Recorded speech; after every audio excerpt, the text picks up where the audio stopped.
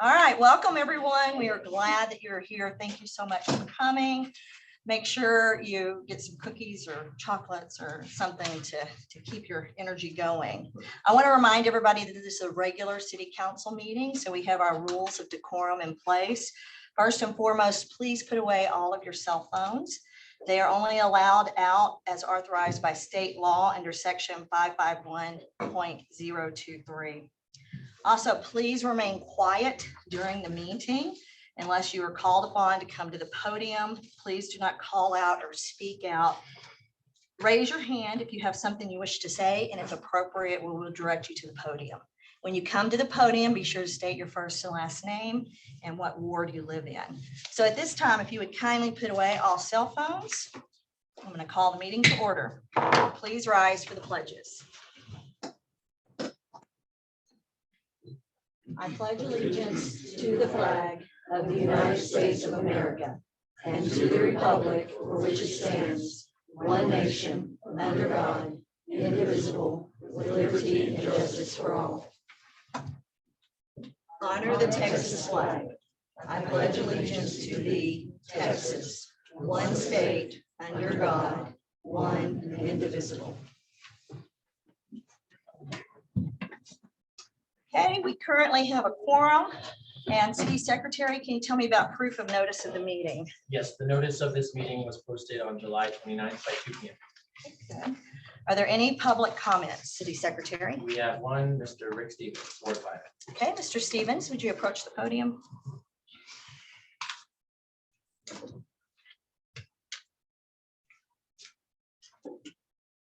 Thank you, Rick Stevens, Ward 5. We'll talk about two items. One is item 8-4, the tax rates, and then item 9-2, the first reading of the budget ordinance. On 8-4, the taxable values for the fiscal year are listed in the council packet at $437 million. Property values have been reported to have been increased anywhere between 0 and up to 50%. I would hope that as part of the discussion, not having seen any of the data for that you provide us the numbers so that everyone knows how much property values have increased this past year.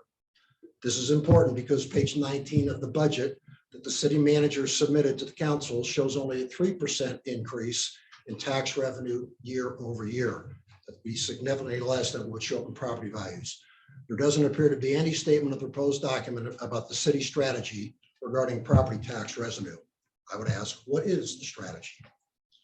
Action item 9-2, first reading of ordinance 2022-23, the budget ordinance. The proposed budget is incomplete as it includes a number of blanks on page 2 and therefore not ready for our first reading of the ordinance. There are a number of future city council meetings with the first reading and budget approval can in fact occur. And I would remind council that this council last year violated its own policy by approving the budget after the deadline of the 15th of September. Thank you. Thank you, Mr. Stevens. Okay. All right, so no more. No, that concludes public comments this evening. Okay, thank you. All right, and I have a presentation this evening.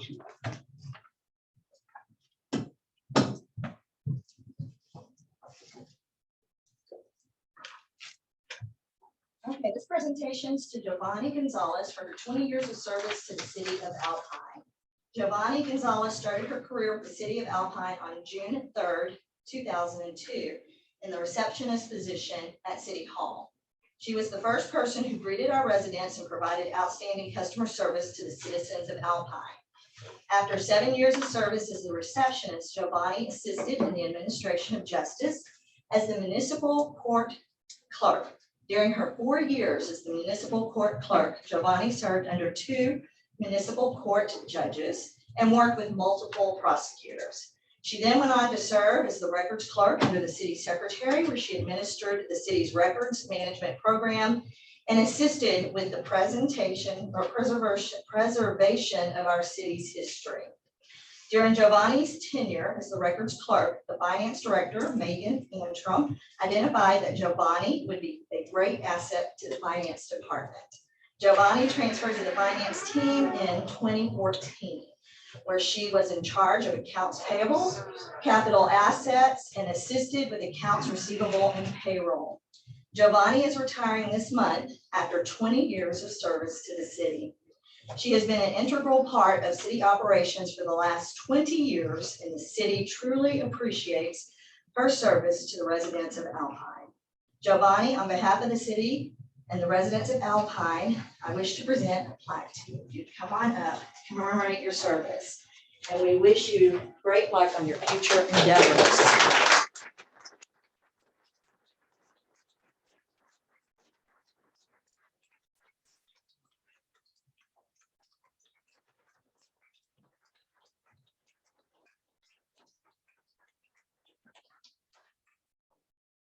Thank you so much.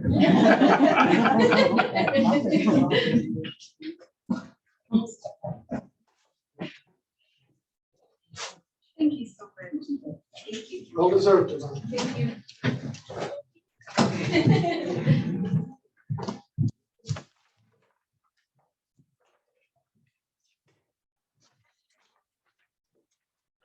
Okay, moving on. City Mayor report, first and foremost. I wanted to mention the Meet with the Mayor sessions. Recently, they were held at the Farmers Market on the 23rd and on the 30th, as per usual for most Saturdays, from 10:30 to 12. Also, the fire station had invited me to come there and hold a Meet with the Mayor session, which I did on Wednesday, the 27th, from 7 p.m. till 8. The main topics at these Meet with the Mayor remain the same. It's the budget and the roads. The residents that were at the fire station Meet with the Mayor felt that the city needs to look at raising property taxes and fees in order to move forward with infrastructure, repairs, street repairs, maintenance, and attracting employees. There were about 10 individuals at this meeting. Orange Street continues to be the road that I hear the most about. It also had rained that day, and residents asked if the city could look into better drainage for the roads, especially West Del Rio. It was specifically called out. The next Meet with the Mayor will be Wednesday from 5:30 to 6:30 at Coconut at the Pavilion. Please come out, bring lawn chairs, and we'll sit and talk. You can tell me what's on your mind. And then I'll also be at the Farmers Market this Saturday, the 6th at 10:30 until noon.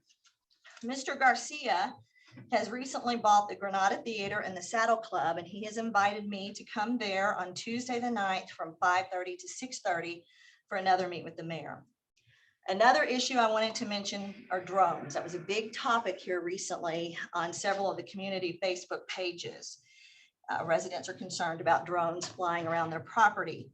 What we need to understand is that they are regulated federally by the FAA, and there is not a city ordinance. And if there were, it would still, the FAA would trump anything we have.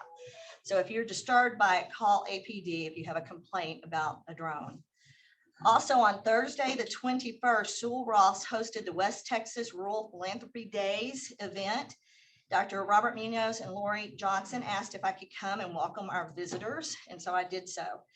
It brought about 184 room nights as far as heads on pillows. This is where nonprofits have the opportunity to meet with funders so that they can get funding for their ventures. It was a great turnout. I also met with a couple of patrol supervisors from the Border Patrol. They wanted to give me an update on how things are going for them and what they're currently dealing with. And they also wanted me to remind everyone that they have a 9/11 ceremony at the 9/11 Memorial, and it's open to the public. They said they were going to try to do a better job advertising it this year because their turnout was low last year, but it was due to advertising. And then they also mentioned that they have an EMT training, can offer it to APD as they did the Sheriff's Department, should the city be interested. Regarding the emergency sirens, that's also been a big topic on Facebook last year. Certain areas have complained that they have not been able to hear the emergency sirens when we have tested them. And Megan and Daryl said they are all up and running now. They got that going for us. So thank you both for getting that. The next test, everybody should be able to hear them. And that's the first Wednesday of each month. Is that correct? Tomorrow. Tomorrow. Okay, so we should hear them tomorrow. As far as Alpine ISD, we're still working with partnership with Dr. Reinhardt, and she's been busy preparing for the opening of school, and safety is a top concern. Various members of law enforcement community, as well as parents, teachers, board members, and others have formed the AISD Safety and Security Committee, which will work to ensure that our schools are safe. The Visitor Center had a grand opening and ribbon cutting. It was held on Thursday and it was well attended, and everyone in attendance enjoyed the food from Rue, drinks, and free giveaway.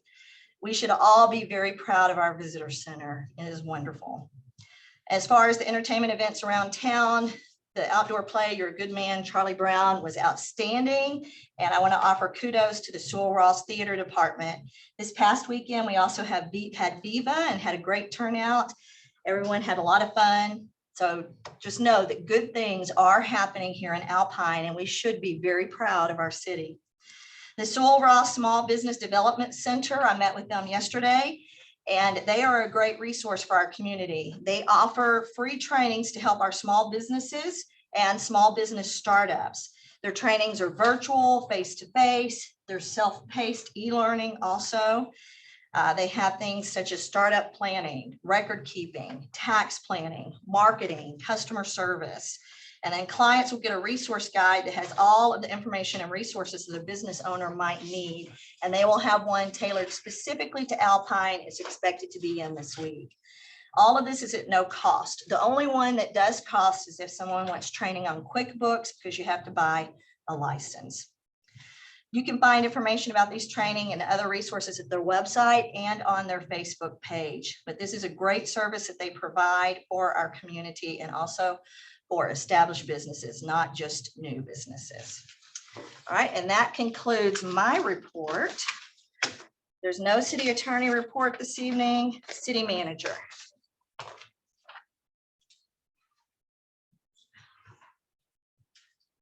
Honorable Council and Mayor, it's a short report tonight.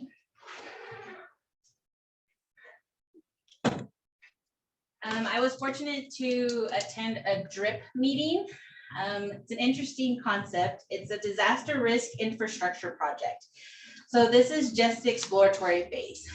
Basically, UT Austin, Texas A&M University has received some funding to come out to the West Texas area to start collecting information, data on disaster mitigation. Specifically, the topic was flooding.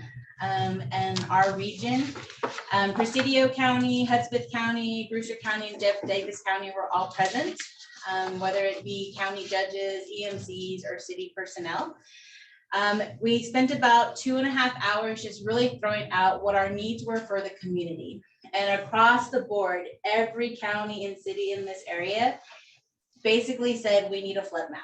We need to understand where we're at and how do we move forward if we do have a flood. Our zones, most of ours are significantly outdated. And it costs money to get those updated, and it's something that every county and every city wants to do, but it's kind of like, well, who do we hire? You know, how much is it going to cost? It's an engineering. One of the other parts of it that was really interesting is the discussion with the 4 counties and how flooding in Presidio affects Brewster County. When the Rio Grande flooded, that water all came down into Lajitas. And so understanding not just your individual entity, your individual county, but how it affects the region as a whole. So we threw a lot of ideas at them. Hudspeth County is significantly suffering because they've had a lot of housing projects come into their, what did she call them? I call them arroyos, but basically where the water goes, and developers built houses in them. And so now people get stuck there and they're trapped. So they're having to deal with those issues. And a lot of what we also talked about is the historical data. A lot of us don't have it. Cities have changed, counties have changed, records have been lost, records haven't been kept. So we all kind of thought about an initiative where maybe if they could help us find funding, we could hire someone to help collect the historical data. A lot of it's conversation. It's, you know, the grandmother down the street that remembers the big flooding that came down through Alpine and we lost a couple residents. It's things like that that we know happen, but we're not exactly sure when or who or how, and bringing in that historical side of it is really important. So they're actually working on finding someone for the city of Alpine, because I kind of pushed it a little bit, and hopefully they'll be able to fund it as well, just to hire someone to start collecting that type of data for us. The city and county worked together, and I know the county brought it up at theirs, but I was really proud of our team. Adelina and of course her staff, Jessica Boris and the Brewster County Road and Bridge. And I do thank Ms. Burton for the year of patience with the city. At the end of Sol Ross, right beside the railroad tracks and behind the county yard, there was probably about 100+ tires that were dumped, and furniture and trash. You really couldn't see it unless you stopped and looked at a certain angle. A road had been created going down there, so someone was using this on a regular basis. We finally worked it all out to work together. Road and Bridge offered the biggest support of all because they just needed help getting them into their trailer, but they disposed of them.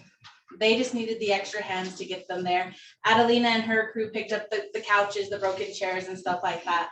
So we're hoping that now that this area is clean, of course, Ms. Byrne will point it out to us if someone does come in, but that we can monitor this a little bit more. That is a right of way to the railroad as well. So we're gonna kind of keep track with them as well that, you know, this needs to be maintained. And is that road an actual service road, or is it just something people have created?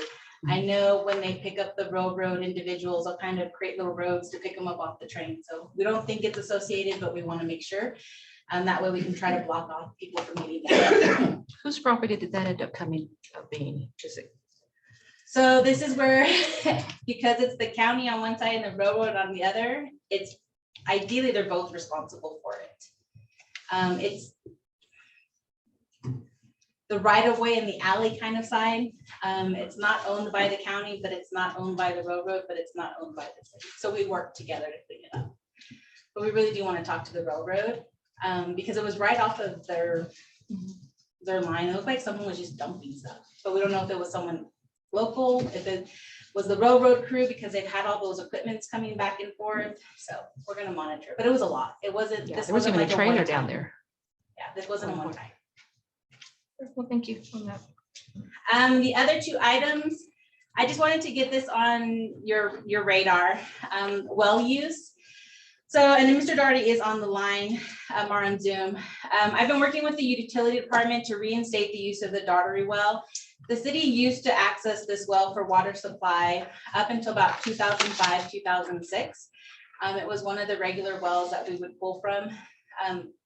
In 2005, 2006, the city canceled the lease contract with Mr. Daugherty, so we don't utilize it anymore.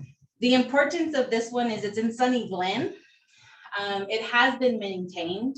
They have actually replaced the pump, the lining. They've been taking care of it. It was once presented and on TCEQ books before. Our drought conditions are in relation to our issues in Sunny Glen area. This would be an added use to that area to help us in the future. We're working with TCEQ to understand the short-term temporary emergency use and then the long-term use of it.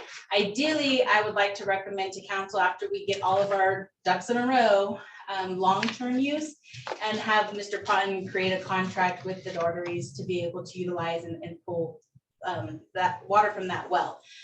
It is, like I said, privately maintained. So we're just making sure that when we get with TCEQ that we have everything lined up to be able to make that presentation. Mr. Daugherty has provided the city a wealth of information as far as how much the water, or how much the well produces, the usage of it, the maintenance of it. He's got all of the proper paperwork for it. Do So we we're have hoping any, to do bring we that. have any untapped wells in that area right now? There's another well that I'm aware of that may or may not belong to the city. And then there's a couple that were drilled, but I don't know if they're actually usable or if there's anything like with them. So like I said, we're trying to get all of our research in. This one has been utilized and is currently being used. It would just be a matter of reconnecting it. So we're also looking at the expense of it. How much would it So we cost will us? have information on the ones that are there and how it would be, how much it would take to get those up and running. So, and I know that there's been mentions of other areas in town that, you know, offering us wells. The city drilled some wells out towards off of 118. The difference is we're focused on the Sunny Glen because that's the area that we're having the issues with. Mooskies, we haven't had the issues like we have currently with Sunny Glen. And that water source comes into one side of town and Sunny Glen's another. So you can't exactly pump from Mooskies over to to Sunnyville area. So that's the big push for this one. So are we having a shortage at this time on the other wells? We try to, long-term, you want to look at all the wells that we have optional. We currently, Mooskies is in Jeff Davis County. We pay Jeff Davis Water District usage. So we want to look at also down the road, bringing those back in. We don't have trouble currently, but this is a long-term planning thing. We want to make sure if there are issues, what other access do we have available? And then at some point, the city may want to consider how do we get them all within our own city limits? Thank you. And then on hot funds, so this has been a hot topic. I know the county has brought it up a lot as well. I think you'll laugh. And it's a big struggle. I know the county struggles with it a little bit more than the city because they have a ton more STRs than we do, especially down south and in the Marathon area. Because of all the recent discussions, we've actually had several people come up and like, hey, I think I might be behind, or hey, I think I may be doing this wrong. So we're working with them to get them back on track. We're finalizing the list of non-payment hotels, motels, and short-term rentals. Some of them have, like I said, come back in, so we don't want to send out those letters to them. So this month, we will send out letters to everyone who's not in compliance, provide them 30 days to provide us the reports and the funds. So they may be on our records as operating, but they may not actually be a short-term rental anymore, or they may not have guests shorter than 30 days. We just need them to provide that documentation that says that zero has been reported. After 30 days, if they're not back into compliance, we're going to turn everything over to the city attorney to move forward with the next process. Will this be retroactive from the time that they open their business, or are you just going to start them up when they sign up? It depends on the information they give us. Most of them started within the past 2 years, so that's what we're focused on. Because we did the big push in 2019, 2020, and Gio and Chris Beruzia like scoured the internet. I think he personally drove house to house to find them. So we got most of them in compliance. It's just some of the newer ones that may not know, or they're just now hearing, oh, I should have probably been paying taxes. And that is my report. Any questions, comments, thoughts? All right, let's move on to city staff updates. Animal Services report. Come on up, Jennifer.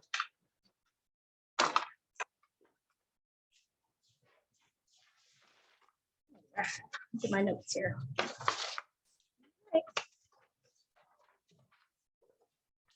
Try and make this quick, because I know you got a lot. All right, well, I'm Jennifer. I'm with the Animal Services Department. This is my quarterly report for, it's going to include April, May, and June. My first slide is a stray intake. So we had 84 total strays come into the shelter during those months. Most of the cats were found in wards 3 and 4, while most of the dogs were found in ward 1 and 2. Return to owner. We had 36 total animals returned to owner over that time. Out of the 45 stray cats, we only had 4 of them returned to owner. Out of the 39 dogs, we had 32 returned to owner. Still encourage people to let us know when their cats are missing so that we can communicate with them and see if we have them. So encouraging that. Feral cat intake, 37 total. Most of them were trapped in wards 3 and ward 4. Surrenders, we had 9 total. 5 of them were cats and 4 of them were dogs. Other intakes, we did have 1 dog brought in for quarantine and then 3 kittens that were born in the shelter. Adoptions, we had 38 total adoptions, which is a really good number, but 13 of them were chickens. Yeah. We did have 11 cats and 14 dogs, which is also really good. Next slide. June was Adopt a Cat month. During that month, we did have 9 cats adopted and 3 also were transported to other rescues. So that was a good month for us and the kitties. Transports, we had 40 animals leave to other rescues. 24 of them were cats and 16 were dogs. Those are some of them that left. Other outcomes, There was one kitten that had to be euthanized for medical reasons. 6 kittens and 1 dog died there due to medical reasons. Shelter count. So we started that quarter with 10 cats and 36 dogs. And by the end of the quarter, we had 17 cats and 10 dogs. So I just kind of like to put those stats up there, just so you can see where we are in our months. Microchips, we placed 10 microchips. 7 were dogs and 3 were cats. That's for the public. We do offer that service at the shelter for $15. Anybody wants to come do that. Animal bites, we had 3 reported. 2 occurred in Ward 3 and 1 occurred at the shelter. All of them were provoked attacks, meaning somebody was mishandling an animal and unfortunately got bit. Citations issued, we had 38 citations issued. Most of them were running at large or no city license. Monthly PSAs, Chris Ruggia has actually been helping me as well as Gio getting them posted. May, we did a segment on trapping do's and don'ts. April was all about canine enrichment. June was a repeat of summer safety tips. That's always a good one to throw out there in the summertime. If you want to see our PSAs, they're all listed on the city website, so I encourage that. I did have a couple of things to add. We have a Big Ben fix going on this weekend, the 6th, 7th, and 8th. This is a spay neuter clinic for our not just Alpine, but other surrounding communities. This is hosted by, there's several people hosting it. It's the Rescue Coalition, Far West Rescue Coalition that puts it on. They are at 170 animals already signed up. They want to hit at least 200. It is open to the public. I'm going to leave the flyer up here if anybody wants to scan the QR code and get some information on that. It's also listed on the city website as well as the Humane Society website if you all are looking for information on that. We have about 50 so far just from Alpine that signed up. The rest of them are Marfa, Fort Davis, Fort Stockton, Sanderson, Marathon, all that. So it's going to be a good thing. The other thing I have is this month is the Clear the Shelters event. It's a nationwide event. So we are doing half price adoptions for all of our animals at the shelter. We do encourage everybody to come up and take a look around. We have everybody listed on Pet Finder as well. And we do have an adoption event scheduled for the 27th at the shelter. So if anybody wants to come visit. All right, any questions? Thank you. Thank you. All right, thank y'all. Okay, so visitor center report. Heather, come on up.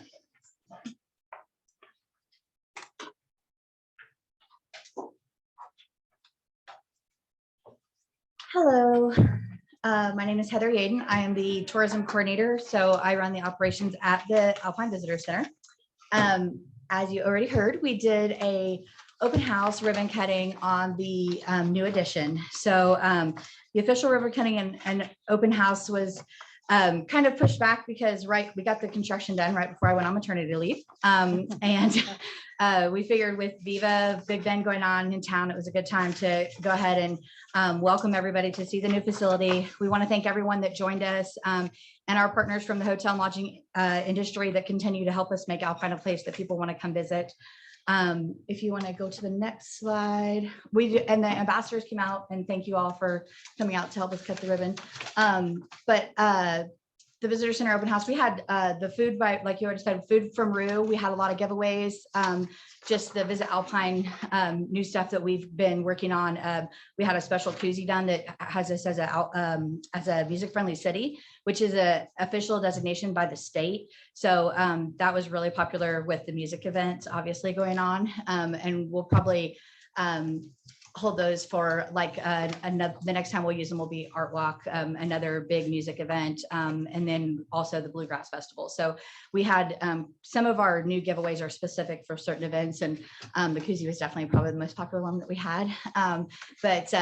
food was a big hit, of course. Some of the improvements that you're still going to see happening at the visitor center, we are working on completing before the end of the year, perennial landscaping. I want to thank Morrison's, Murphy Street Mercado, El Papalote for giving me great prices on plants and lots of advice, because I am not a green thumb, but I'm really trying to make a little more. It needed some green after we put a lot more concrete down and stuff. So, and the only thing I'm watering is the plants right now. My yard looks terrible, so sorry. The other thing that's coming, Chris has done a new sign. So that's the mock-up of the sign that's going to replace the one that's been there forever, the brown wood one that's been there. So this will bring it more up to date. I think it'll also help people realize that we're not the chamber anymore by keeping us branded as Visit Alpine. So it'll be like a two-sided, the big one will face the main road, and then the other one will be kind of on the side because of the way that corner is. So that's what you're still going to see. Hopefully we'll have those up by the end of the year. It'll definitely hit this year's budget though, with the remodel, with all of those expenses. So, and then with the pavilion open, we hosted lots of events for Viva Big Ben. We had a great turnout for everything. After the ribbon cutting, we hosted a showcase of local musicians. This is the second year we've done this for Viva Big Ben. So we have over 2 hours. They each play a little 20-minute sets and switch out. So it was hosted by Desert Debo. It also featured Tom Griffith, Texas Sage, and Jeb Space Pilot, which are all local musicians that play at a lot of our events and around town regularly. Again, it was well attended. People stayed and really enjoyed the covered space since it was very hot. And we had a little bit of rain right before it started and then it stopped. But that's one other thing with the covered pavilion that's really nice. We don't have to worry too much about the weather now. And then on Saturday, we at the pavilion hosted the Viva Big Ben Kids Show. This is a new location for the kids show with Mr. Will. He is a performer out of Austin that comes with his band. It was traditionally held at Plain in the past, but since they've closed, right away I said, oh, I want to host that, and Stuart let us, and it really was a huge hit. I actually couldn't get any pictures because I was making snow cones for about 2.5 hours straight. We gave away snow cones and popcorn. So we hyped the kids up a little bit, but thank you, Sarah took pictures. And David Kowal took the pictures. I should say he takes pictures all over the town, and he took all the pictures of the performers on Thursday. Cause again, it was very busy both those days. So I didn't get many pictures, but thank you, Sarah, for your pictures to help with that. Also hosted at the pavilion in the last month, we had the Family Crisis Center of the Big Ben used our space to host a family fun day.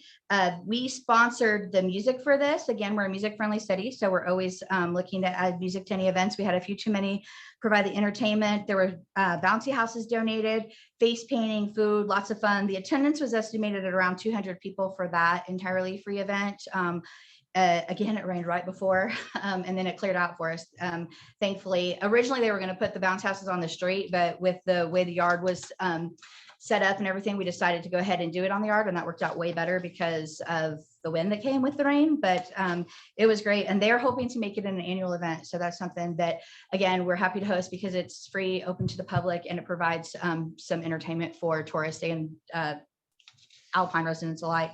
Then the last thing that was hosted at the Visitor Center in the last 2 months since we last talked to you was another music circle. Music stands for Musicians Under the Stars in a Circle. So when they play at the Visitor Center, they use the pavilion and the lawn. You'll see them move out onto the lawn in the evening because they want to actually play under the stars. They welcome any musician to join in and play, as long as anyone and everyone is welcome to come and listen to their music. So they hosted in their June jam session. They did not hold one in July because of Viva Big Ben going on. A lot of those musicians have been very busy that partake in that, but they will be having one again in August at the pavilion. So that's going to be kind of an ongoing thing. And again, it's open to anybody. So any questions about the addition and the pavilion and what's going on there? All right, moving on. So some of the places that I was set up at events in the last couple of months, we had the Multicultural Festival. We were there on Sunday, July 12th. This was a 2-day event at Coconut Park with temperatures over 100 at the height of the day. It was very warm. The attendance was lower, and I would guess that is mostly because of that. People didn't stay for extended periods of time. We did offer Alpine info to anyone that was looking to explore our city further and make a return trip. Because the festival largely featured music, we promoted Viva Big Bend heavily at that event. Because of course, we're always looking for what we can bring people back for next. So we try to target specific things that they might be interested in. And I want to thank the festival organizers on that. That was, there was a lot of them, but Evan and Ramon Olivas were the ones that offered me the space to invited me to come out and have my tent set up there. And really the dancers and stuff were wonderful. It's unfortunate it was so hot because it was sweltering out there. So, but everybody did a wonderful job who partook. So the other thing we were at was the 4th of July celebration. Visit Alpine had an informational tent at the annual 4th of July celebration, also at Coconut Park. Again, thank you to Rhonda Cole and the Kiwanis Club for letting us set up at the park and reach out to visitors. I thank them because like some of these people have fees and they don't have us pay the fees, obviously, because we're there to offer a service. So that's very nice of them.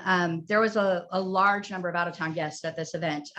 Many of them make a weekend out of experiencing all the 4th of July activities in the whole area. So they've been at Fort Davis, they are gone to a Cowboys game, and then they go to our stuff. That's one thing that's nice, the way Alpine and Fort Davis don't do their stuff on the exact same nights with fireworks. So we did have a lot of out-of-town visitors for that. And again, a lot of people came for the Cowboys games that was that day as well. And the last thing I want to talk to you all about is, you already talked about Theater of the Big Bend. So they welcomed an entire cast of professional actors to Alpine this summer to be in, to put on the play You're a Good Man, Charlie Brown. This is a new model that they're shifting to, where they will have professional actors that come in.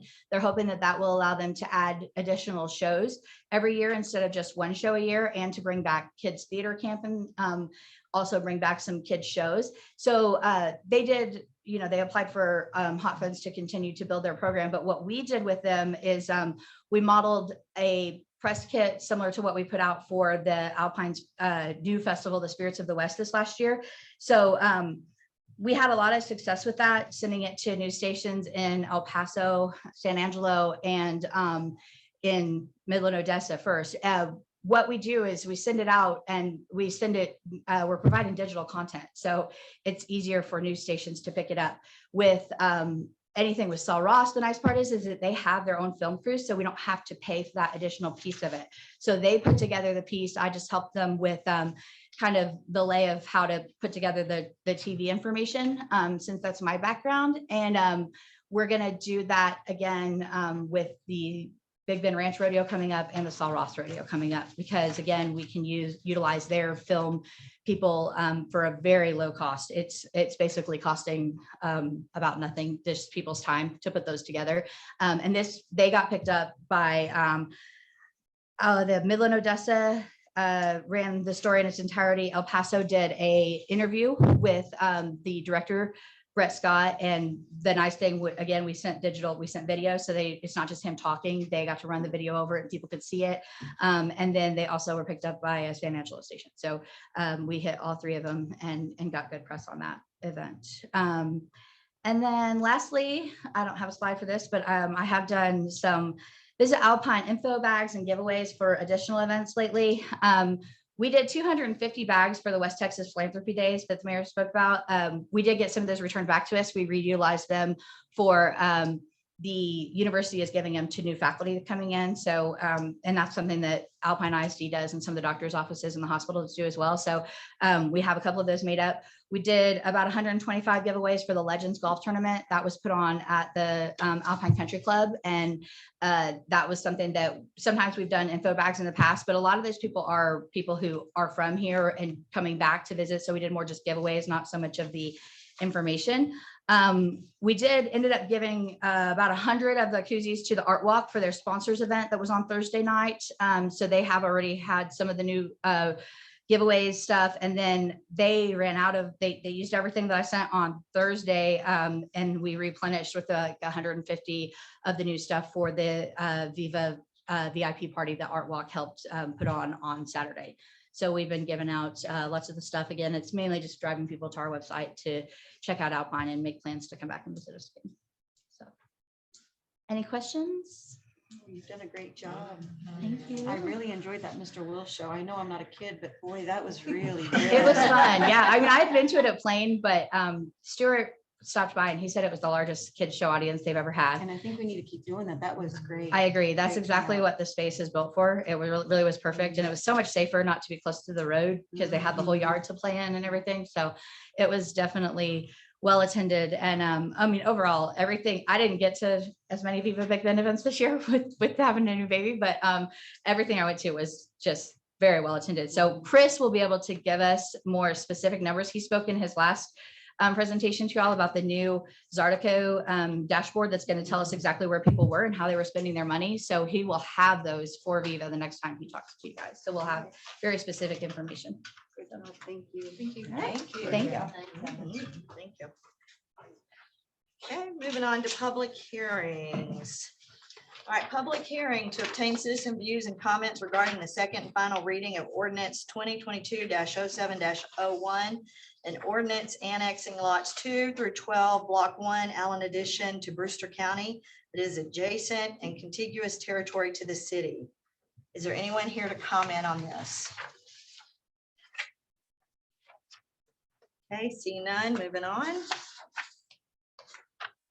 Second one, public hearing to obtain citizen views and comments regarding the first reading of ordinance 2022-08-01, an ordinance making appropriations for the support of the city of Alpine, Texas for the fiscal year beginning October 1st, 2022 and ending September 30th, 2023, appropriating money to a sinking fund to pay interest and principal on the city's indebtedness, adopting the annual budget of the city of Alpine, Texas for the fiscal year 2022-2023. Is there anyone here to comment? Okay, come on up, Mr. Stevens.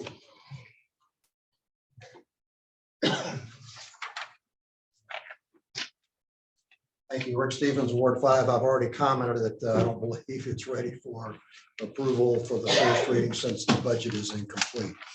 I would like to comment, there are a number of wonderful employees of the city of Alpine who work the front lines to make this city better for all of us. My comments are aimed at the budget and not them because I believe the budget document sells them short and shortchanges the residents of Alpine. Is there enough money to meet all the needs? The answer is no. But I believe the city leadership and the council can in fact do better. Page 6 talks about the budget being designed to enhance the facility accountability and innovation, provide for superior customer service that is responsive and transparent. And I'll let you read the rest of them because there's 5 of them. I hope you read them. Nowhere in the budget document does it talk about the strategies to implement any of those 5. I would note that the cost to run the city administration was budgeted $1.7 million this year. It is $1.7 million next year. Yet the street budgets was reduced by 20%, and the residents will be paying more for city services, including water, sewer, trash, and gas. I would have thought the city leadership would have gotten more innovative to look at how to cut the costs at the city offices in order to deliver more to the residents, because that's what it's all about. It's not about staffing up the offices. It's about delivering to the residents. As you're no doubt aware, I asked for input from residents about the proposed budget, asking which option they would choose if they were in your seat. Option 1 was to increase property taxes and fees to cover the services of the proposed budget. Option 2 was to live within the budget and not spend the reserve. Option 3 was to do option 2, then take a hard look at what's needed to be done to meet the resident requirements. The response was much greater than I expected. I got close to 40 people who responded. Not one person supported option 1.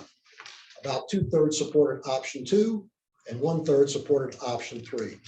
As a reminder, 2 being live within the budget, and then part of it, option 3, work critical city issues.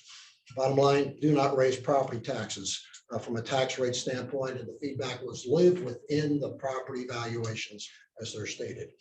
Unfortunately, the budget workshop did not look at the critical issues. We heard lots of presentations by the city manager, but there's no real issues discussion about how to go forward. In my view, time to get innovative at City Hall. And the final comments I'd make, if you look at the budget, page 22, 41, 52, 57, and 63, all show estimated fund balances for the city. I defy any of you on the city council to explain what the numbers mean and how much the reserve the city actually has. It is not encumbered. Why do I raise that point? Page 17 of the budget report says the city of Alpine recovered shortfalls due to poor management and revenues and expenses. That's old news. Like 8 years old news. The city certainly has a number of issues. We talk about water, wastewater, infrastructure, in terms of long-term plans. The council before set aside $2.9 million before for the reserve to work through that. We burnt down the debt, and you've got inflation rate at 8 to 10%. It's time to lay out a budget that the municipality can really stand for. I don't believe this one does it. Thank you. Thank you.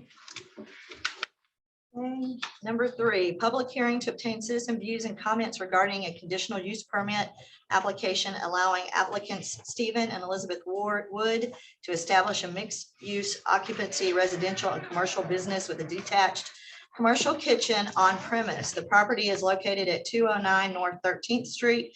Record property owners are Stephen and Elizabeth Wood. Is there anyone here to comment on this? Okay, see none, moving on to consent agenda. City Secretary. Thank you, Mayor. Tonight's consent agenda has 3 items. First item is approval of July 19th, 2022 regular meeting minutes. Second item, approval of the fiscal year 2022-2023 Blue Cross and Blue Shield renewal rates. And third is approval of the fiscal year 2022-2023 Humana renewal rates. Okay, I need a motion. I move. Okay, I need a second. Sure. Discussion. See none, let's vote. All in favor, raise your right hand. Passes unanimously. Okay, let's move on to information and discussion items. The first one, city manager. Discussion regarding proposed changes to boards, commissions, and committees up to and including the draft handbook and prospective ordinance changes. So you'll find in your packets, and it was posted online as well, a proposed handbook for the boards and commissions. Gio spent a lot of time working on this, and it is really hard. Everyone wants something changed, added. We're also looking at the ordinances, and we have to make sure that when we do this, we're trying to be consistent, but several of the ordinances also are very specific to who can be on some of these boards. I know, for instance, the Music Advisory Board, they want not only musicians, but they also want music venues. The Animal Advisory Board, they recommend their actual being a veterinarian on the board. So when Gio and I were reviewing this, it was really hard to, okay, well, if we make it all the same, then you're gonna miss out on some of those knowledge bases that won't be on those boards. If you have just 7 people, maybe none of them have any animal experience, or maybe none of them are musicians. So we tried to encompass all of the feedback from council and from all the different meetings, and this has been an ongoing process for probably about longer than we wanted to talk about, to come up with just a draft handbook. We wanted to put something together that could guide us with the actual ordinances. So as we go through this handbook and we look at it and we look at the different boards, you'll notice that we did remove a couple of them, the ones that haven't met. We can still remove more. Music friendly does require that we have a music advisory board. We did look into that. But you have boards, airport has not met in 6 months. I don't know if they'll meet again. I know that, we tried to work with everyone. That is a council decision. We'll take them out. We tried to keep the number of members about the same. Some of the council feedback was we want to have a council member on all the boards. We want to have it where no council members can be part of the boards. I think that is something to seriously discuss, because as an active council, you really should have members part of it. But I understand everyone's busy. Have the faith and trust in, the people that you put on the boards. Missing meetings, like I said, because people haven't been able to have quorums because people aren't showing up. How do we address that? The handbook provides that. If you miss 2 meetings, or I believe it's 1/3 of the year or of the total meetings, then you're no longer on the board. It provides really just some basic guidelines. This is a volunteer thing. I know that planning and zoning, we've started working with them more, and they're ecstatic that there's some guidance to how things should be run. It's a lot of information, but we don't want it to just sit on a table. We wanted to get it out there. Like I said, Gio's worked really hard. We want to encompass any of your changes. It does have to be a compromise and working together to get something, solid in place. But also this will help guide us with the ordinance. We didn't want to go in and chop up the ordinance because it's chopping up multiple chapters. So we wanted to put something kind of consolidated together first. That way, when we go in and we start removing the sections out of the different ordinances, is when it's consistent and we can kind of just plug it in. So I'm hoping today we kind of can have that discussion. Gio will be able to fill in some of the blanks that maybe I don't have off the top of my head, but we wanted to get something before you guys. And we can go page by page. We can discuss the different feedback that we've received. We can talk about, hey, take this committee out, or do we need this committee? There's several that you have that are active. One that you really want right now is building and standards. So You gave us a chance to review it and go over it, so I think we should go over the feedback because that's what was sent back after we had the chance to go over the handbook as it reads right now. okay, we can do that. Some of the feedback that was provided was the having someone on city council serve on all the boards. Currently, we have multiple committees that do have representation by council, and we have several that don't. Other feedback was that there should be no council representation on the boards. Agree with no council representation. Ultimately, the decision does come back to council, so we do get to vote on it at the end. I think letting a group of citizens decide on it and then sending it to us should suffice. I disagree. I think there ought to be city council rep. I serve on one of the advisory boards, and I think it's an asset to the board for me to be on that board. Can you explain why? I can bring information to our meeting that might be a question that we've discussed here in a council meeting. And that's something Gio can do while he's there and does very frequently. I just feel that it would be pushing, we could be pushing it to a different direction that they might be willing to go. And like I said, ultimately it does come to us for a vote. So we're able to discuss whatever you feel we need to put in at that time. Well, I kind of feel like, the last meeting we had, the people from the library came up and were very thankful that you served on the board and that you were a part of it. So, I kind of disagree on that too. I think council Well, members play that's a totally different thing. big part. That- Gio and I talked, and that's why I said don't have a vote. But we all need to, I believe, participate, other than sitting up here twice a month. I think we need to be involved on these boards so that we can give an opinion. We're not voting. If we take out the voting part, we're not swaying anybody. We can add that in. So a council member would serve kind of in an ex officio capacity and not have the vote, but we'd have to take into consideration that we'd have to make sure the number, would even out during voting, basically. So for example, right now, if we made the animal board, which Judy serves on, as her being ex officio, we'd have to add a member. Or, well, actually, that one has 8 positions right now, so we might actually be good just to. And they usually have a quorum. They always have over quorum. When the ones I've admitted. Well, I would agree with it that way if there was no vote. And all of council pretty much agrees in that capacity.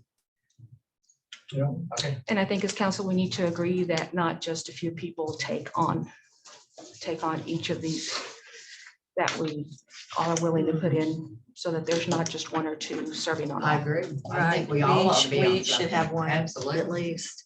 Yes. All righty, and the next one was term limits should be 3 terms or 6 years as opposed to 4 terms or 8 years.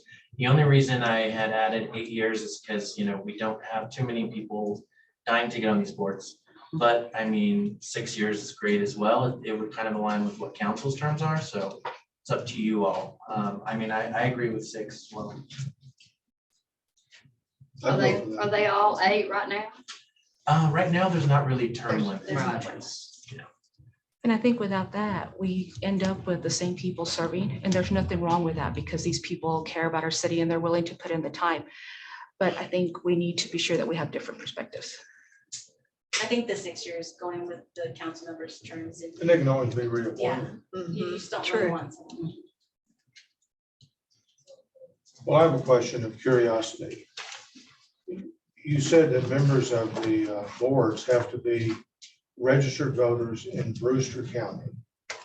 Does that imply that anyone in Brewster County could serve on a board, or should it say registered voters in the city of Alpine? Well, I kind of wrote it in there, because some of them, if you see, it'll say registered voter of Brewster County, so many have to be registered within the city limits, for example. But the airport board, yeah, okay, well, the airport board specifically, I mean, we just really don't have that much resident involvement. I mean, it's airport stakeholders, so specifically that one, I think that's why I worded it like that. Hadn't we but- discussed that at a previous meeting and decided that opening it up to the county would allow for more people to come up and volunteer? I thought we had discussed that. And that's the way that I kind of presented it in the handbook. But I mean, regarding the other ones, I'd have to look again, but I believe there may have been, like the animal board, for example, we have the chair who's very active and she lives about 10 miles out of city limits. We also have another member that lives in Sunny Glen, so he's just right outside. But they're very active members. They show up, they make forums, it's the whole area. So, for that board, I worded it that you could be a Brewster County registered voter, but so many had to be in city limits, one had to be a veterinarian. I mean, it's just really taking care to noticing the nuances of each one, and there's reasons behind it. And that's why I made it really hard to try to, we couldn't make it simple. We couldn't just put it the same across the board, because each one does have some uniqueness to it. The airport does specifically have people in the county on the board. Does the airport have anybody from the city on the board? No.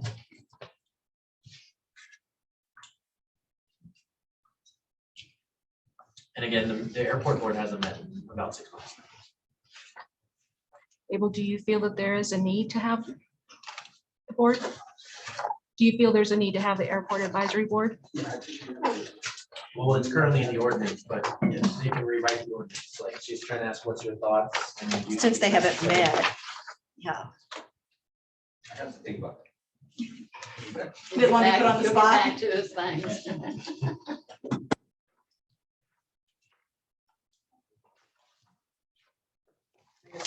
I think other than that, Gio did a great job. That's a lot to go through. We all know that. We know what you went through to get it just to this point. So one of the next items that is super, I think, important that I get your feedback on is if a member is appointed by a council member or the mayor, should there be that need for council confirmation? Or does that member get to decide, this is who I want on the board, they're on the board?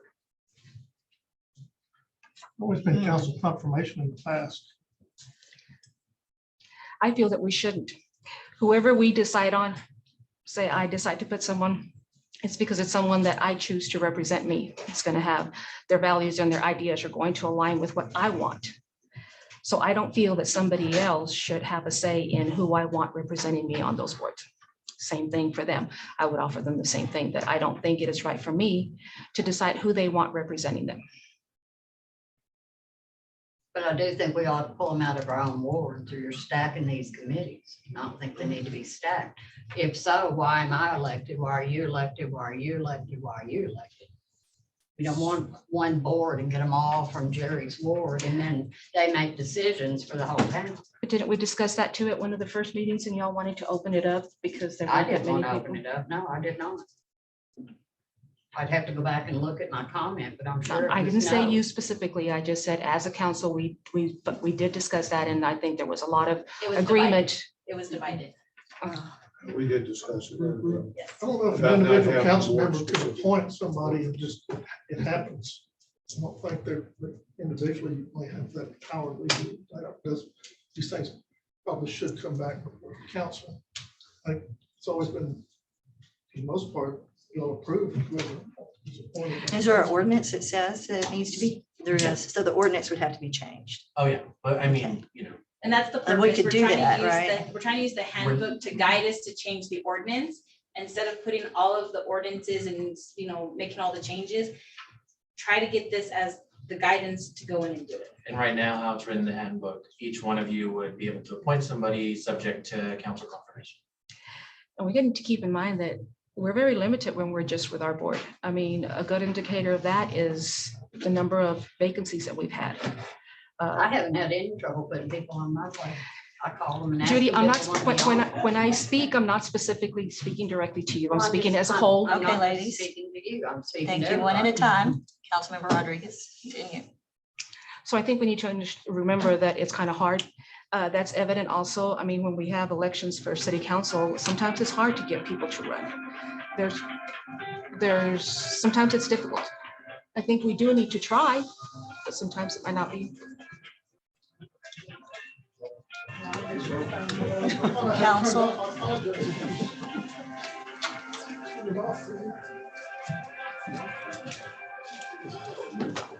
Are you still speaking? Yes. Okay, Councilmember Stokes. I'm good. Thanks. Anyone else? I mean, I definitely would like some more feedback from you all, whether or not y'all want council confirmation or not. When would you like this feedback? If y'all need time to think about it, maybe in a week would be. But yeah, I don't think it hurts to bring it to council and let us all know who's on these boards. Yeah. Okay, when you say And everything. when you say letting us know, or you get a say in who's in there, there's a difference. I think we should continue it like we've been doing. I think we all should have a say in it. I don't think it hurts to bring someone's name before the council that wants to serve on the hunt committee board or the animal advisory board or whatever. It doesn't hurt if I could feel that it is an open.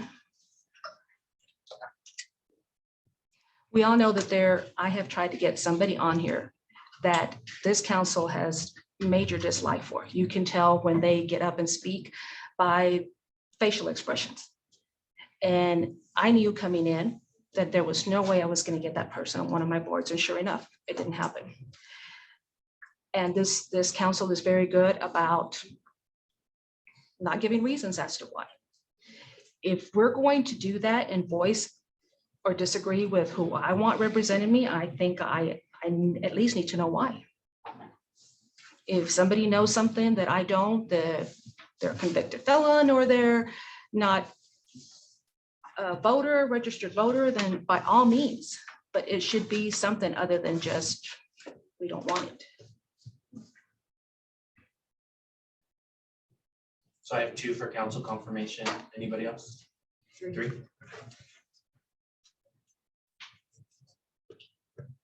Okay, anything else on this item? Let's see. So as far as a council member being on every board, you all liked that idea. You just wanted to make it to where they're ex officio, right? Correct. Yes. Did y'all have any other feedback? Because we're going to basically use all of this, amend it, and then we're going to get to work on amending the ordinances or presentation. Anyone? Okay, that's all on our end. Okay, that's all for this discussion item. Megan? Did you want any more feedback on any of the boards being removed? Or are you good with the 7 that are currently there? I would like to hear back from Abel. If they haven't met in quite a while, then maybe we don't need it. He's been able to function quite well without him. Maybe that's something that's just not It as has been active. in past Not as discussions active. about removing the airport board. It's also hard to find people, Yeah. stakeholders out there that want to be on the board. And then the ones that are on it, I do understand law enforcement. The one that I have on is law enforcement. When he's there and he's wonderful and a lot of input, positive input, but it's just impossible at times. It was brought up once before in 2016.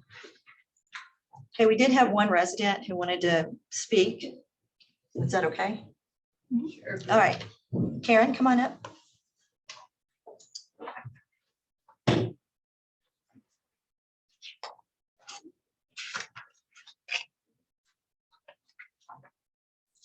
Council, my name is Karen Cantrell. I'm in Ward 1, and I serve on the Parks and Recreation Committee. First off, we have a hard time getting any attendance at any committee meeting. And since it represents all 5 wards, which council member would serve? It's the same on all the committees, isn't it? You get folks from the board. So which ward which representative would we have? Would we have more than one? I mean, I know these are things to be worked out, but that's just food for thought. And actually, I would like to see more citizen interaction with the committees. Now, I don't know how to do that. You know, it's like, but if you guys got any ideas, please tell me. I've been accused of having a hidden agenda when I put Facebook posts up. I've been accused of having information that I should share, but I don't want to share. And it's like, so I just want more people to be involved. I think what you did with the survey is good. Oh, thank you. Yes, I do. I think that's very good. Thank you. That's a start. Yes, it is. It's a start and it's very good. Thank you for doing that. Thank you for listening. Okay, thank you. All right, ready to move on? All right, so second discussion item, Councilmember Tandy. Okay, discussion regarding the Texas disposal system plastic bag landfill issue and how the issue is being addressed. So I kind of was wondering where we stand on that. Yes, good evening. My name is Jamar Prince. I'm with Texas Disposal Systems, and I am happy to share with you some of the measures we're taking to prevent and mitigate situations such as this.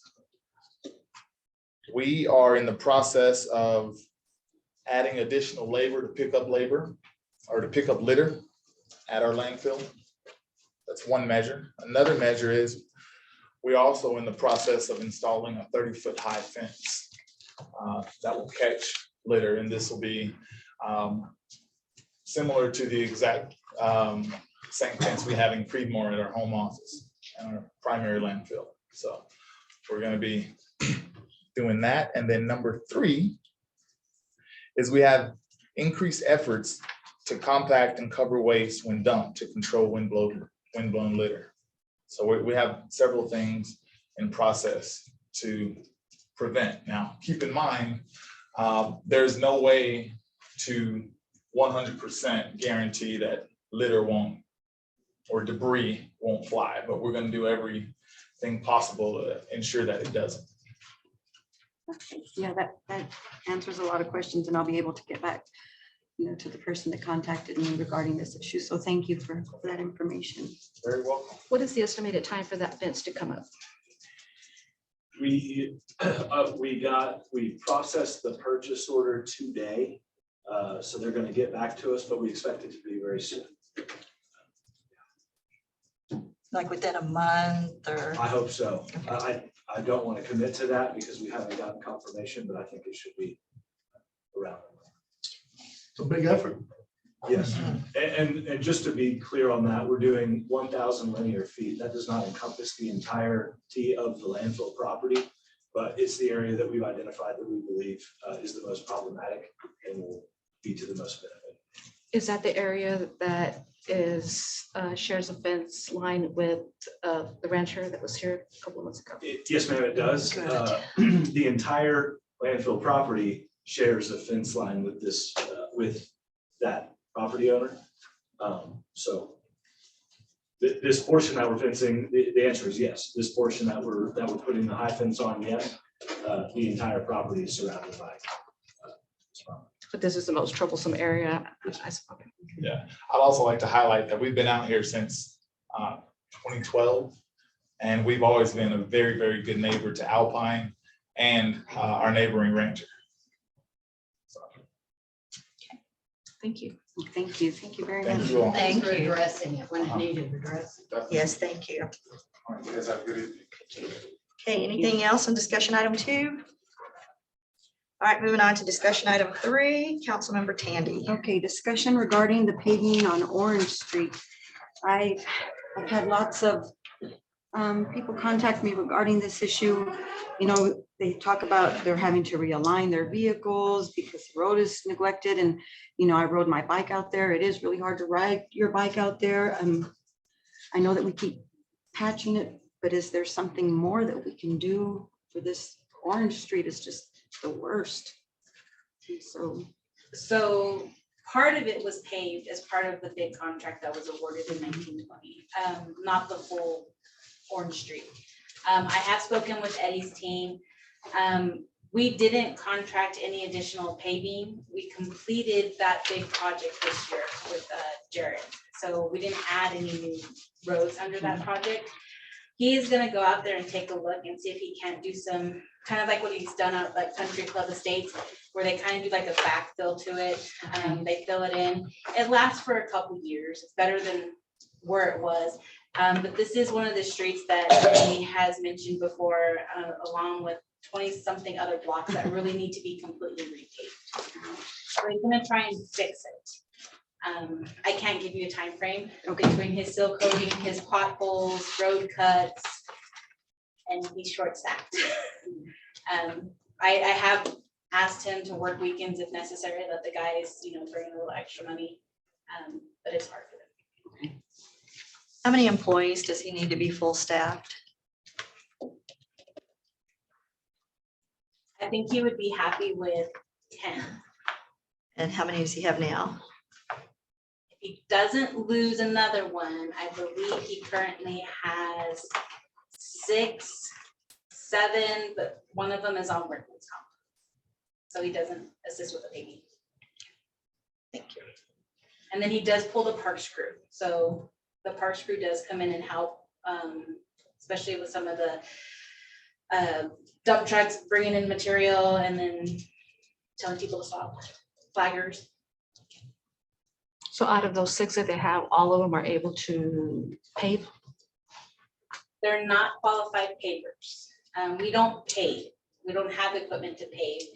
They seal coat. Not all of them can operate all of the machines. That's why you'll see Eddie on several of the machines.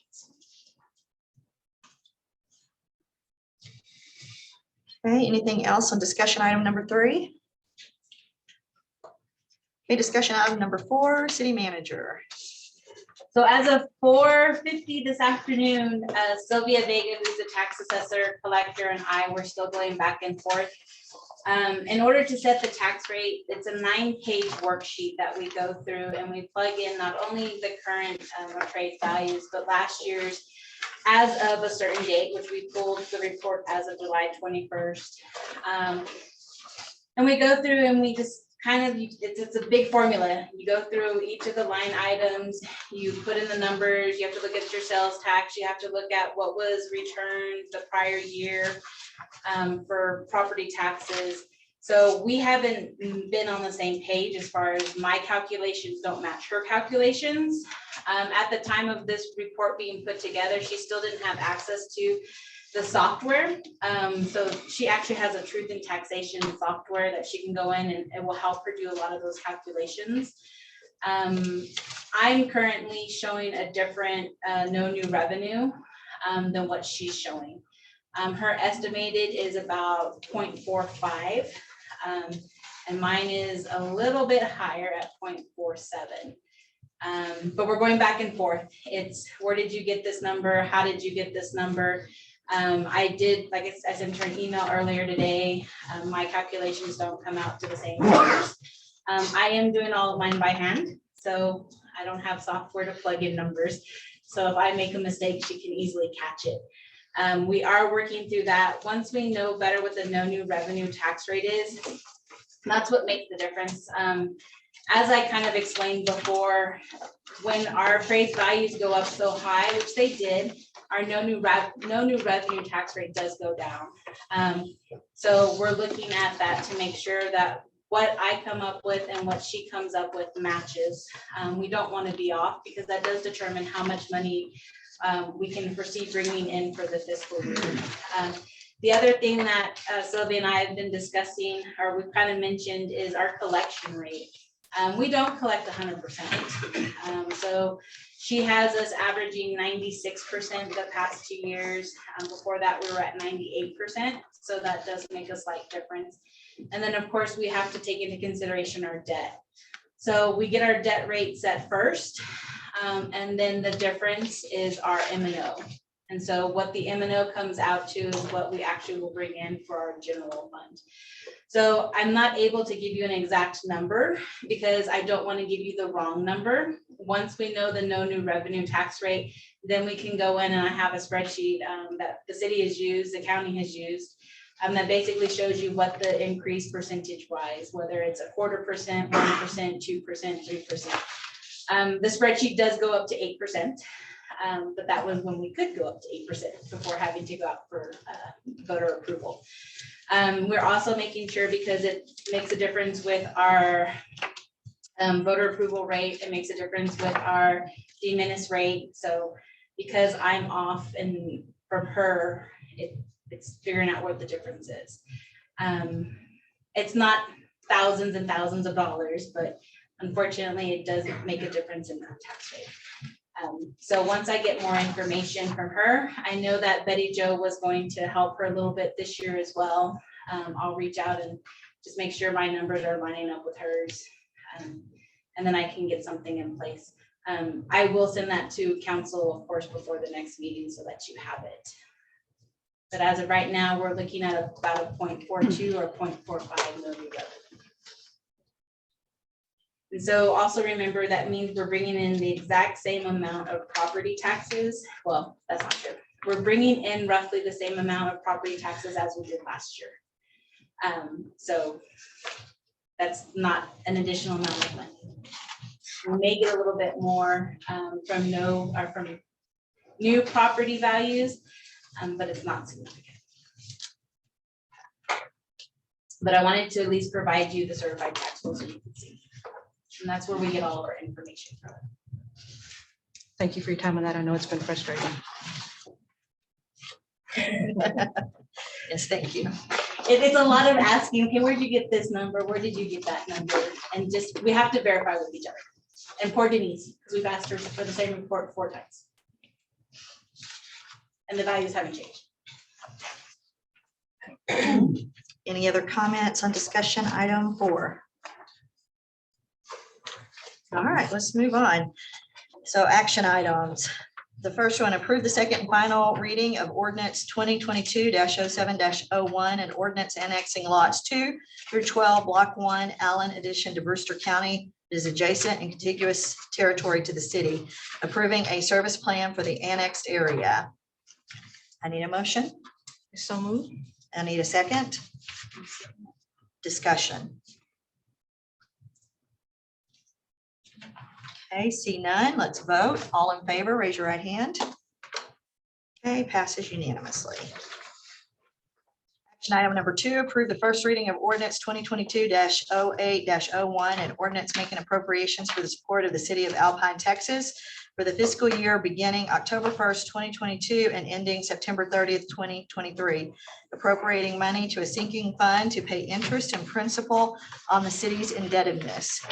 Adopting the annual budget of the city of Alpine, Texas for the fiscal year 2022-2023. I need a motion.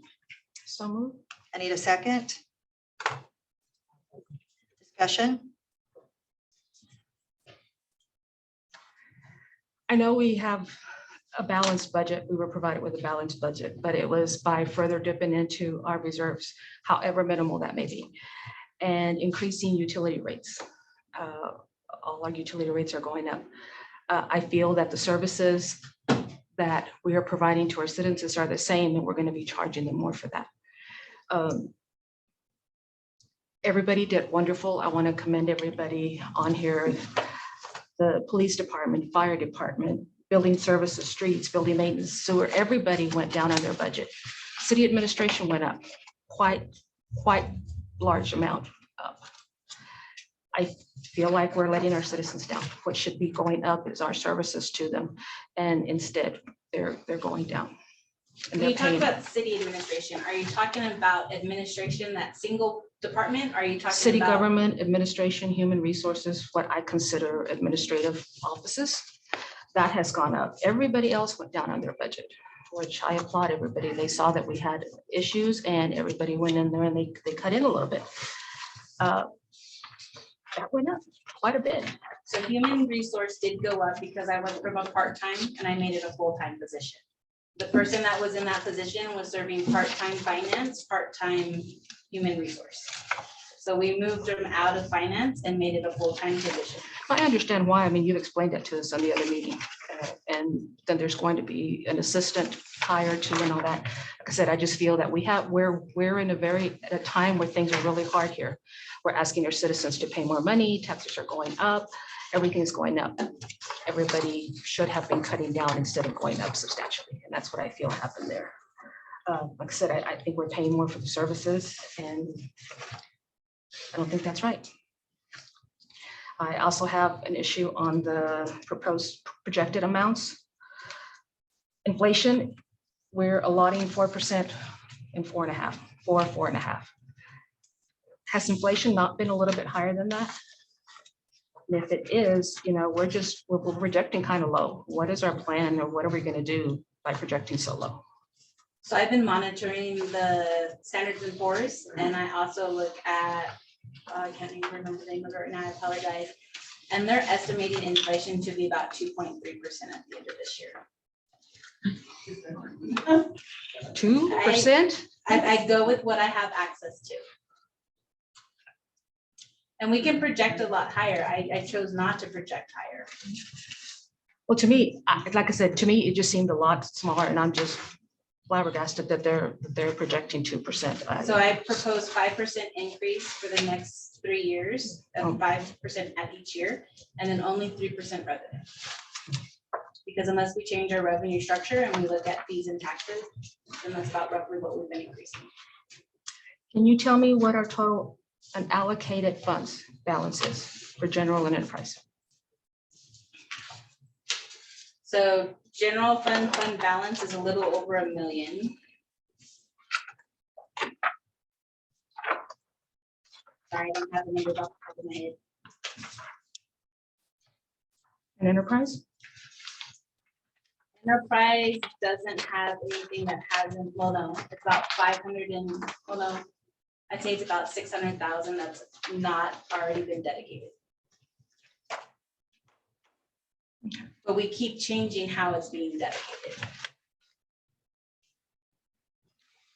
And then you also have the second half of the ARPA funds that hasn't come in yet, that would have to be allocated.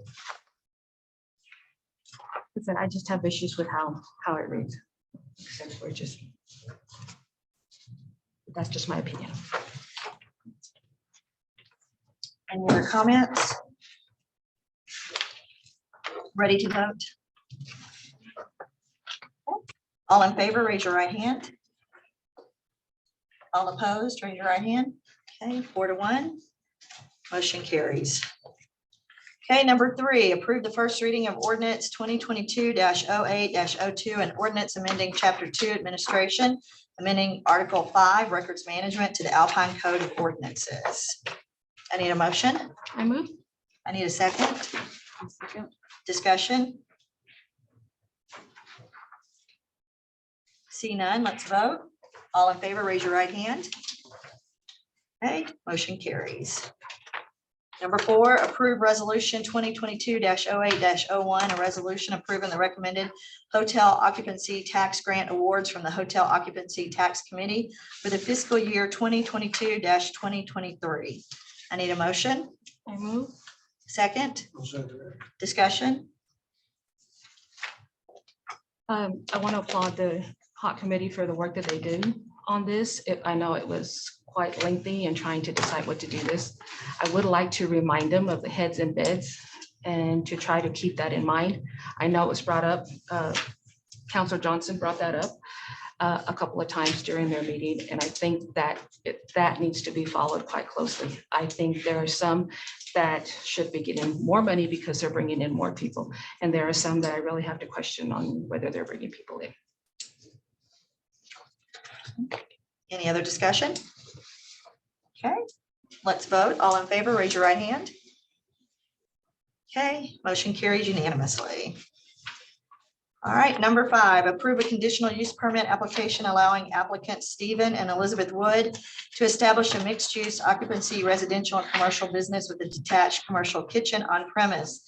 The property is located at 209 North 13th Street. Record property owners are Stephen and Elizabeth Wood. The Planning and Zoning Commission has recommended approval of the conditional use permit. I need a motion. I move. Second, Second. discussion. Yeah, I had a question, Megan.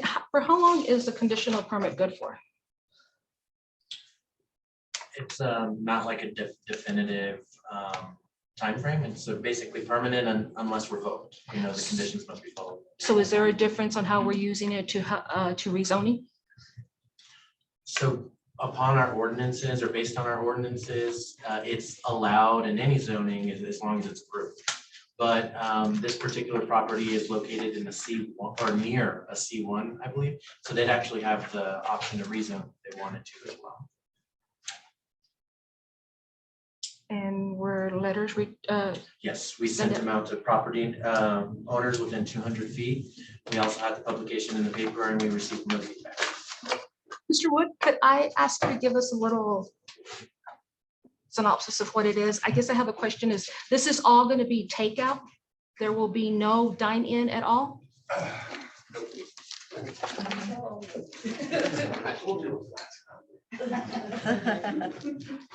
I'm Stephen Wood. This is my wife, Elizabeth. So basically what we're doing is we're putting in a commercial kitchen on our property. We'll be making a whole bunch of healthy, ready-made meals to go. We'll be starting off doing most of our distribution through the gym up at Alpine Fitness. And then hopefully barring construction timelines and everything else with Porters, we'll be going in and doing a meal prep and stuff ready to eat for families, as well as the healthy meal alternative also through Porters as well. So no, all of our stuff, we basically just be having one delivery truck coming in once a day. And then other than that, there'd be no additional traffic through our neighborhood. No more than the 5 or 6 UPS guys that come through. And then from there, we'd just be taking and delivering and then retailing on other people's properties. So the multiple purpose area and the cookbook library and all that, that's you personally, it's not for. Yes, no, that's for our uses and our facility. All right, thank you. All right, thank you. Thank you. Any other discussion, comments? Okay, let's vote. All in favor, raise your right hand. Okay, passes unanimously. Nice addition to the city. Yes, very Healthy nice. food. Yes, we need that. All right, so council member comments. Councilmember Stokes. First off, Stephen, I didn't know this was just healthy food. It's like brisket and stuff, whatever. We'll have both. Okay, thank you. I'd like to thank Heather and Jenna for their presentations. Congratulate Giovanni. 20 years is a long time. I played that game and I know how she feels. Thanks to TDS for making them easy to work with them, and they always come out here and address these problems, and that's good. We need that. Gio and Megan, thanks for all your work on just every day when y'all still come into the office. I've had complaints on the noise ordinance that we don't have, the non-existent noise ordinance. So I'm anxious to see that because I know Daryl is dying to go out and enforce. That's it. Okay, thank you. I too wanted to congratulate Giovanni. Her departure is going to be noted by a lot of people here at the city. Do want to apologize for my behavior sometimes. I know I can get a little bit heated up here. I apologize. I want to be a little bit more professional, and sometimes I just let things get under my skin. I apologize for that. Thank you all. There's quite a few people here. I hope that people continue to come and get involved. I also want to thank Joe and Megan for all that they do and all questions that they answer for me and all the times I come in asking them. I enjoy that visitor center. I think that has been so great in such a central location for all of these events. Thank you for your hard work, you and Lucy. I mean, thank y'all so much. Y'all work really hard. And I also want to thank our local restaurants. Boy, they did a great job this weekend for Viva. I mean, Magoo's and Spicewood, and like I see everybody was in and out and in and out, and it was great. Great service. And I also want to thank TDS for answering my questions and my phone calls and calling me back when I did have questions. And I was glad that they were here to answer our questions about the debris. So thank you. I also toured the visitor centers and got some nice restrooms. It's still a washable surface. Just in case. Yes. Okay, and I just wanted to congratulate Giovanni also, job well done, and she is going to be missed. Jennifer and Heather, thank you for your presentations, and I too really enjoy the visitor center. It's a big source of pride for Alpine, and you guys do a tremendous job along with Chris. And also, I'm interested in hearing more about the drip. I think that's kind of timely, since in one of the Meet the Mayors, they were complaining about the roads holding water and not draining. And that's it. All right, so with that, we adjourn. Thank you, guys.